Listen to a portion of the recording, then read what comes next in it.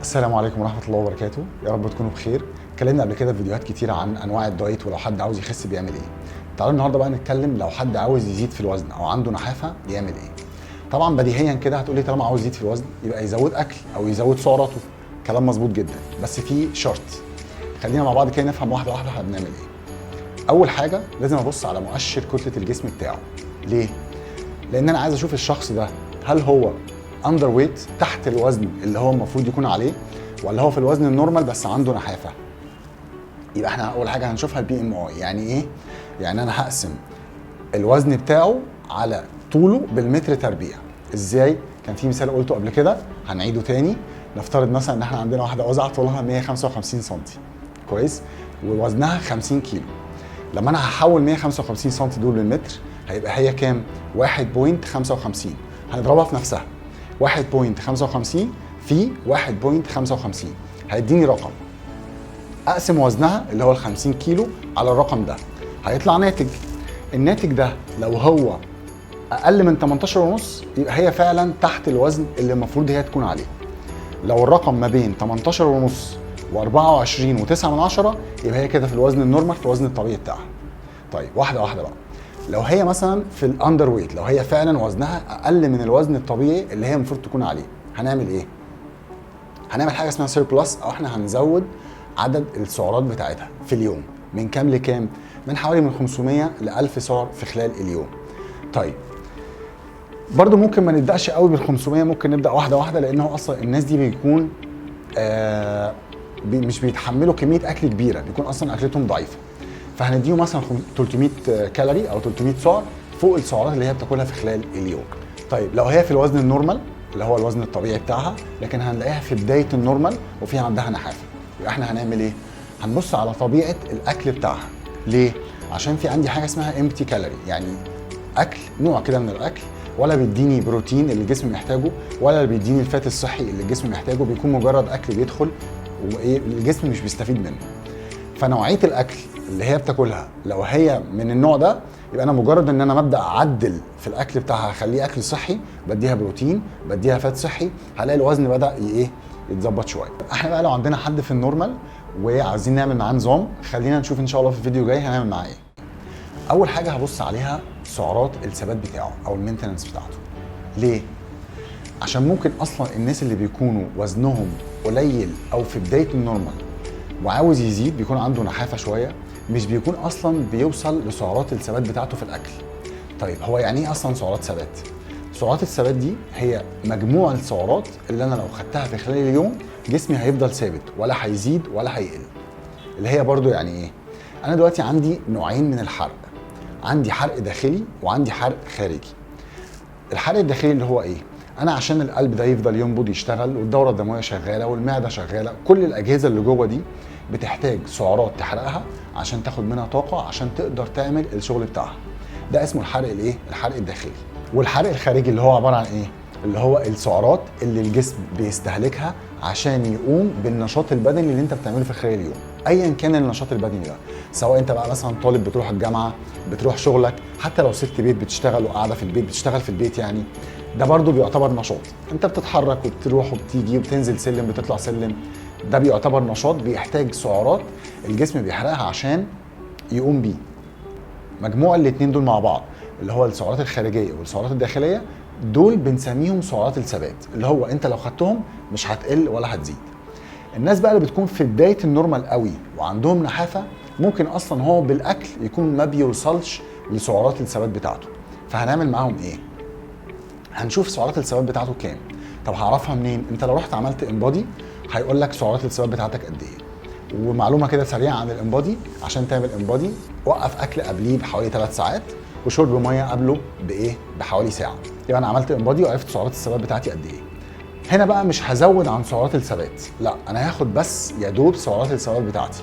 يعني مثلا نفترض ان انا سعرات الثبات 1500 سعر، يبقى انا هاخد الاكل اللي بيساوي 1500 سعر، مش هزود عنه. والاحظ بقى اسبوع او 10 ايام ممكن يحصل زياده. لو حصل زياده ده معناه ان انا فعلا ما كنتش بوصل لسعرات الثبات بتاعتي. كويس؟ يبقى انا في اول اسبوع 10 ايام مش هزود كالوريز.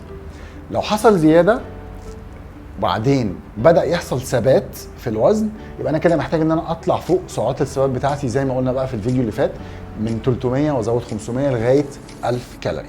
في حاجه مهمه قوي لازم اقولها لكم في الاخر، ان اي زياده في السعرات من غير نشاط بدني ده معناه ان انت هتزود الجسم دهون بس مش اكتر. خلينا نشوف المره الجايه ان شاء الله. لو حد عاوز يعمل بالكينج بيتمرن بيروح جيم وعاوز يعمل كتله عضليه بنمشي معاه ازاي. بالنسبه لحد بيروح الجيم طبعا هو كده كده احنا مش بنشتكي بقى من نحافه او حاجه، بالذات لو حد عاوز يعمل بالكينج، فاحنا هندخل على طول في الايه في السعرات بتاعته وفي كميه البروتين والفات اللي بنديها له. بصوا يا شباب، بالنسبه للبروتين احنا بنمشي بنظام البالكينج اللي هو بياخد 2 جرام لكل كيلو في وزن الجسم. يعني ايه؟ يعني هو لو وزنه 70 كيلو يبقى انا هديله 140 جرام بروتين. بالنسبه للفات هديله جرام واحد فات لكل كيلو في وزن الجسم. يعني هديله قد ايه؟ هديله 70 جرام فات. باقي السعرات بتاعته هنديها له كارب. طيب احسب بقى ازاي انا الكارب والبروتين والفات والحاجات دي؟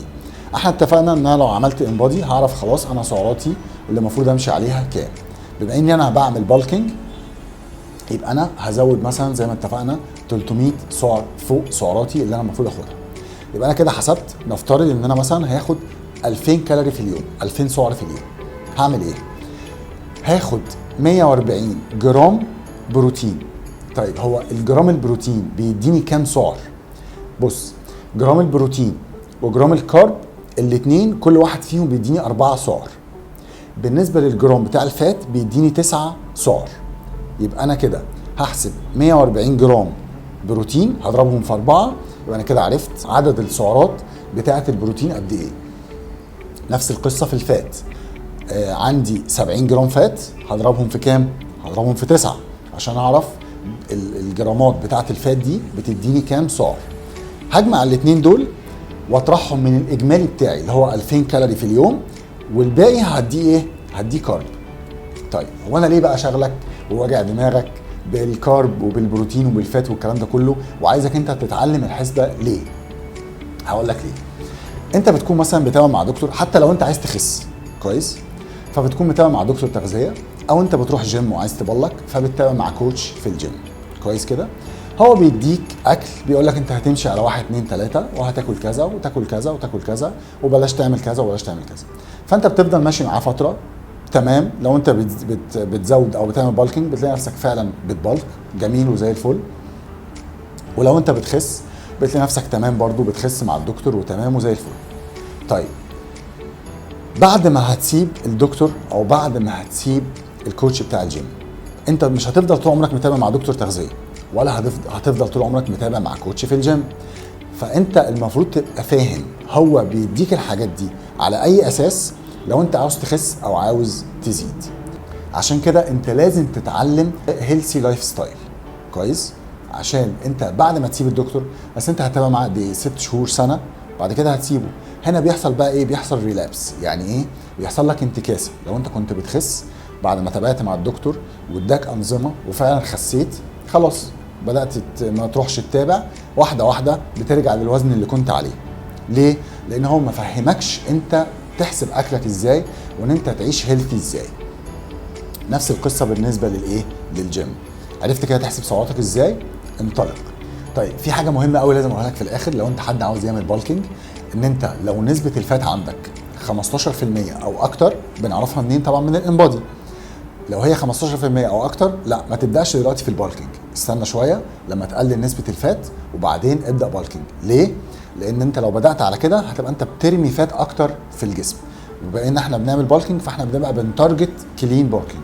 وان شاء الله في الفيديو اللي جاي هنتكلم عن انواع التحاليل اللي ممكن تطلب منك لو انت عندك مشكله في زياده الوزن. اول حاجه تحاليل الغده الدرقيه. ليه؟ لان انا عندي الغده الدرقيه دي زي ما قلنا قبل كده هي بتعتبر المايسترو بتاع عمليه التمثيل الغذائي في الجسم. يعني الهرمونات بتاعتها اللي هي التي 3 والتي 4 دي اللي بتكون مسؤوله عن عمليات الايه؟ التمثيل الغذائي. بس في نقطه مهمه، هو الدكتور هيطلب منك تي 3 والتي 4 والتي اس اتش اللي هم تحاليل الايه؟ هرمونات الغده الدرقيه، ومعاهم كمان التي اس اتش ده هرمون بيفرز من الغده النخاميه. طيب الدكتور مش هيطلب منك التحاليل دي غير لو انت عندك مشكله في الوزن، وفي نفس الوقت انت بتعاني من اعراض تانية بتقول ان انت عندك مشكله في الايه، في الغده الدرقيه. زي ايه مثلا؟ يعني مش هيبقى حد عنده المجهود بتاعه طبيعي جدا، وعنده ضربات القلب ما فيهاش مشكله، والضغط بتاعه سليم ما عندوش مشكله في الضغط، وكل مشكلته ان هو وزنه زايد وهو طول عمره وزنه زايد، وعلاقي الدكتور يقول له اعمل تحليل غده. لا، مش هيطلب منك تحليل غده. ليه؟ لان في اعراض تانية مش موجوده عندك بتقول ان انت ما عندكش مشكله في الغده. كويس؟ ده اول حاجه. تاني حاجه هتطلب منك ان انت تعمل تحليل ستول اناليسيز او تحليل براز، وده لان في نوع من الديدان اللي هو اسمها الديدان الدبوسيه، دي بتعمل نحافه بسبب انها بتعمل فقدان شهيه، وكمان هي عشان بتكون موجوده في الامعاء فهي بتستهلك العناصر الغذائيه اللي انت بتاخدها. اخر تحليل معانا اللي هو السي بي سي او تحليل صوره الدم كامله، ده بنعمله عشان نبص مثلا على الهيموجلوبين، ممكن لو قليل او في مشكله في كرات الدم ممكن يقلل او ممكن يعمل مشكله في الايه، في الوزن.